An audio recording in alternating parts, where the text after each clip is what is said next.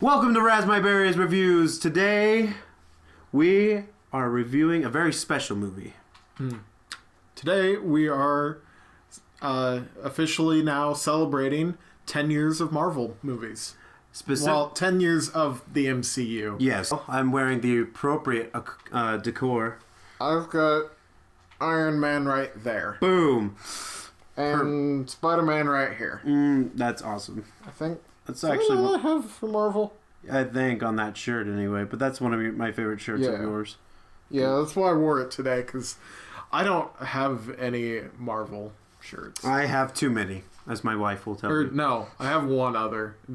My Black Panther. The Black Panther one. Can you believe it's already been 10 years? 10 years of MCU movies, and this is the film that started it all. Iron Man. I mean, for me, it doesn't feel like 10 years. I know I watched Iron Man, sometime around the time that it came out, but that was about the only one I watched until, I don't know, it was maybe Thor came out. I actually kind of missed out seeing Iron Man in theaters, which was unfortunate. But then when The Incredible Hulk was coming out, then I picked up Iron Man on DVD and I watched it. And I was amazed by this because this movie is so good. It was amazing how they brought Iron Man to life. I had so much fun watching it. In fact, I think it was the first time I watched it. I watched it with my dad, and I was blown away by it. At the time, I really didn't get into Iron Man because it wasn't, a superhero movie for me. It was just a movie. Yeah. No, well, for me, as you know, I grew up watching a lot of the superhero cartoons, and I knew actually a little bit about Iron Man before going into the movie. And after this movie, I did more research on the character, and I thought, wow, this character is actually really cool and deep, like a really flawed character. So the story of this movie, I thought they did really well with adapting some of the things from the earlier Iron Man comic books. So in the books, Iron Man was captured, I think it was in Vietnam, around the Vietnam time. So they brought it a little more up to date. Now we're over in the Middle East. Well, I mean, that was completely intentional. Jon Favreau didn't want to have this be a period piece. Yeah. He wanted to, make it modern. And obviously at some point they were, planning on making an MCU. They might not have known how extensive they wanted to make it, but they clearly didn't want to have to deal with making every movie a period piece. Yeah. And this movie felt so real. Like one of my favorite things with Tony Stark is how after he gets out of Afghanistan and goes back home, he completely just does away with the weapons manufacturing part of Stark Industries because he saw what he had created and how much it has hurt people, and it completely changed his character just right off the bat. Yeah. When he came back home and he said, I watched young Americans be killed by the very weapons that I designed to protect them. And I honestly felt emotional at that point. That is the highest point of this film. I thought that the flashback kind of pulled me away. I still feel like they should have had the flashback to the army base and Tony showing off the weapons. I thought they should have had that before he was in the Humvee with the soldiers and had that blown up and then captured. It felt a little off to me. Let's move on to characters. Let's move on to the thing that sells the movie. Yeah. So, you want to start with... Well, let's start up with the man who made the biggest mistake of his career. Oh, yeah. Mr. Terrence Howard. Terrence Howard, yeah. For those of you who don't know, he was Rhodey, or... Yeah, he was Colonel James Rhodes. He was the highest paid member of the cast, even above Robert Downey Jr. And they told him that in... Iron Man 2? Well, yeah, in Iron Man 2 and all the subsequent movies, that he would have to take a pay cut. At least initially, they weren't, as well off back then. No, they weren't. They were just getting started. Obviously, he wasn't in Iron Man 2. Nope. Because he decided not to take the pay cut and left instead. Yeah. Was replaced by Don Cheadle. Yeah. Who, honestly, when we review Iron Man 2, I thought he was a better Rhodey. Oh, I did too. But anyway, I mean, granted, he's grown on us, but still, I do feel like he was a better actor. Mm-hmm. So obviously, the other half of that duo is Robert Downey Jr., the man who sells this film. Yes, I know Captain America is, at least in the comics, he's the leader of the Avengers. Mm-hmm. But I've always felt, at least in the MCU, that that Tony was more of the leader, even though he's not really really much of a leader. Well, there are comic book lines where Iron Man is the leader of the Avengers. Cap has handed him the Avengers. He's basically in charge of it. Mm-hmm. They're both leaders in the comic books. The thing I'll never forget with you and I when we talked about Iron Man, the thing that always stuck by me was the quote you told me, and I'm pretty sure everybody's probably said it at this point. It's Robert Downey Jr. is not playing Tony Stark. Tony Stark is playing Robert Downey Jr. From what I've read, Robert Downey Jr. is a lot nicer than Tony Stark. That's true. That is very true. He can emulate the personality of Tony Stark a little too well. A little too well, yeah.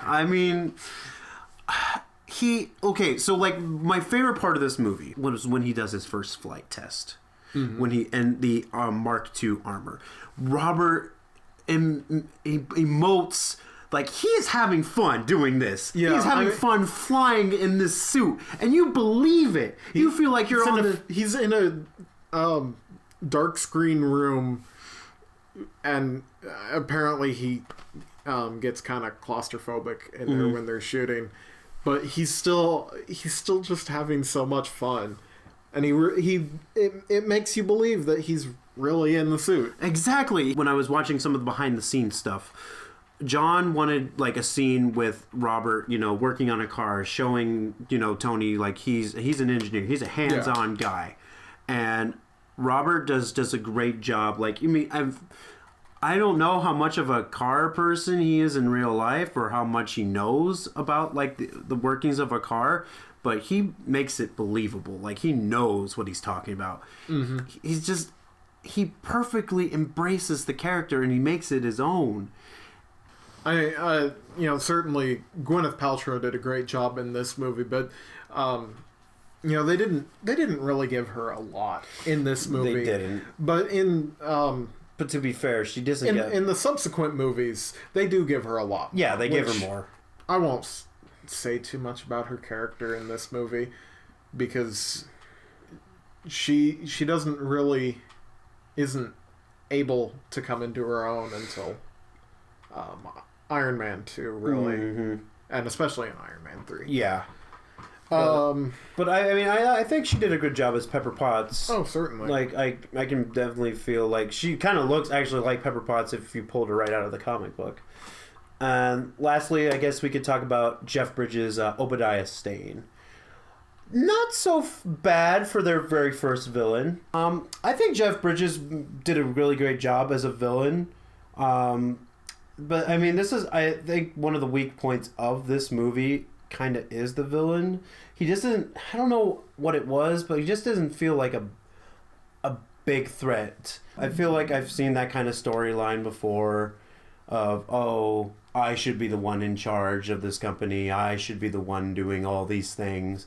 But I mean, the performance Jeff puts on was really good. I thought he was a decent villain. One of my favorite scenes from him was, and also adds to the character of Tony Stark, was like, "Sir, what you're asking us to do, the technology doesn't exist. The technology doesn't. The technology's right here. I'm just asking you to make it smaller. Well, we can't do that." Tony Stark was able to build this in a cave with a box of scraps. But, and to be fair, you pointed that out when we were watching the film again. You said, well, it wasn't really a bunch of scraps. No, it was a whole bunch of highly sophisticated weapons with advanced targeting. Mm-hmm. So I wouldn't call that a box of scraps by any means. But that was my favorite scene, just him reacting like that. Well, and it really does show the level of expertise that Tony Stark has. Mm-hmm. There was one scene that kind of confused me. You know, after Obadiah, told Tony that, I was the one that put the injunction on him? Put the injunction with the board to have you removed. And then he came home, and Obadiah was there, and Jarvis didn't, prevent him from getting into the house. Or not letting Tony know. Yeah. No, that didn't happen immediately after that. But it did happen. But after. It did happen after. So Tony knew that Obadiah was out to get him. Yeah. And he didn't connect the dots there. Yeah, that I agree with. He didn't, put anything in place to protect him from Obadiah. So now that we've conquered characters, it's on to one of my favorite things to talk about. Unless you want to talk about anything next in particular. Unless we're thinking of the same thing. Which is? Easter eggs. We can do Easter eggs then. They did say the name, the 10 rings. 10 rings, yep.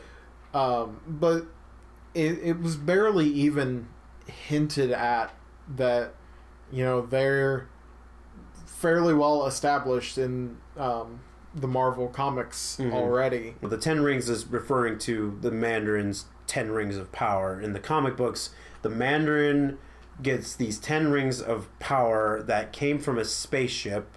Each ring had its own different set of powers.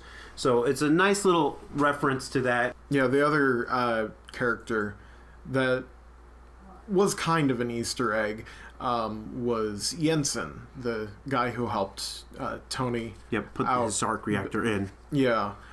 He was a person in the comics and not just some random person that they made for the movie. Yeah, probably like that interviewer, lady news reporter who has... Yeah, I think she was in the comics too. Really? Yeah. Well, darn. Yeah. Well, Phil Coulson. Yeah, and Phil Coulson. I mean, our first introduction to Phil Coulson. He became less of an Easter egg as the movies. Yeah, that's true. But, heck, he was made. They made him into a comic book character after that. Agent Coulson is so, nice and mild mannered, and very pleasant to be around in the movies, and I just love, even as they're blowing off the lock on that door. You might want to stand back a little bit. He's still so calm and collected. Exactly. During that scene, I love that about him. I think that was about it for Easter eggs. So. Which means we can move on to my favorite part. And that is the special effects of this film. And the shooting and the cinematography and all that. So I spent a lot of time watching the behind the scenes stuff. And the things they did to make this movie come to life was just I love spending time just sitting down and watching behind the scenes stuff. I don't get ever tired of watching that. But the processes they went through to make the suits come alive and putting it all together. It's been 10 years. The effects still aren't that bad. They do hold up very well. They hold up very nicely. I loved that boot when he started working on the boot, they actually had that. They had an actual boot built and that he could work on, and then they would add, I think ILM helped with that. They started adding more details. They had the full first Mark I suit for Tony, for Robert, and I loved watching that process because the suit was really cool to look at, and then the little tiny things that ILM added to make it look like they had the gears turning and all that, that wasn't part of the actual suit. They added that. Going back to the boot, yeah. I must have seen a picture of it online, but there really isn't a lot that they added in to that boot. It was mostly some of the gears and extra things, but for the most part, it was mostly just the boot. An actual boot. And then, of course, the Mark II suit. That was the full suit. And then they later cleaned it up. Yeah. And it was just so amazing watching that process and behind the scenes stuff. Sorry, I was talking about the Mark II suit. Oh, okay. The boot that he was working on in his shop. Yeah. That was mostly practical. Yeah, that one was mostly practical as well. I think the little jet thing might have been an add-on by CG. Yeah. When showing the boosters. Yeah. So another fun little detail that I found on Reddit a few days ago, the power sequence for the Mark I suit is apparently a firmware downloader for Lego Mindstorm's RCX controller. It doesn't really matter, but I still thought it was kind of funny. Yeah. But, no, I loved the Mark II suit. Now, my favorite thing that was so believable, and I still couldn't figure it out, even about the behind-the-scenes stuff, I have no idea how they made that chest thing. It looked like it was stuck in his chest. Well, I mean, that was really great. Practical. Gwyneth Paltrow did reach into an actual cavity. I know. I mean, it was all prosthetics. It was all prosthetic, and I couldn't believe that. It sold it for me right there. I mean, there is a bit that she could do to extend the reach into the prosthetic once she got her hand in there. Yeah, that was a great scene. That was hilarious. Oh, and then the other thing, the inside the helmet effects. That was really cool to watch because it made me believe this is really sophisticated technology that he's put in, and okay, I'm at this height level, and here's the horizon plane. Here's all my missiles and all that. It's very similar to what you might find in a plane.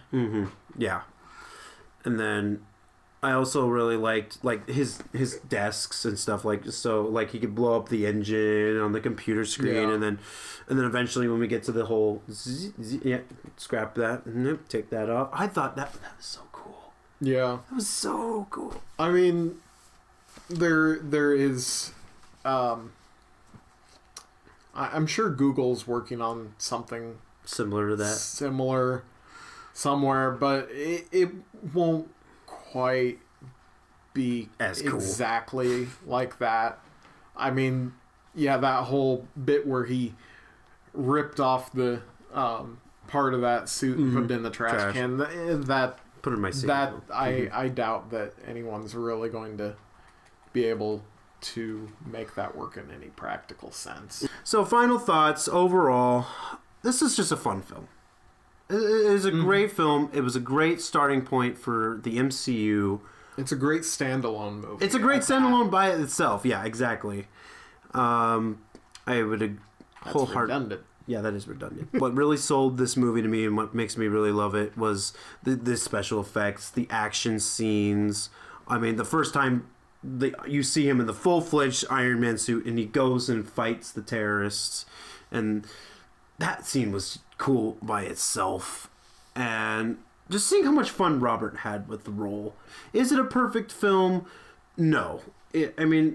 Looking back on it, no, it's not absolutely perfect, but it is definitely one of the best movies that is out there. And still to this day, after 10 years, it's still one of the best films that I've seen in my lifetime. So with that in mind, I'm going to give it a total of 4.5 raspberries, because with some of the things that we kind of talked about, looking back at the flaws of it, it's still, like I said, not a perfect film, but it is definitely high up there for me. Mm-hmm. Yeah, it certainly has aged very well.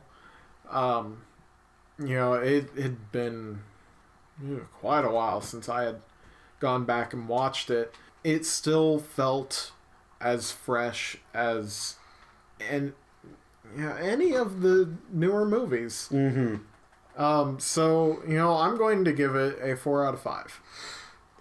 Giving us a grand total of 9. Is it 9? Yes. Are you? Yeah. Like what? 8.5. If you gave it 4.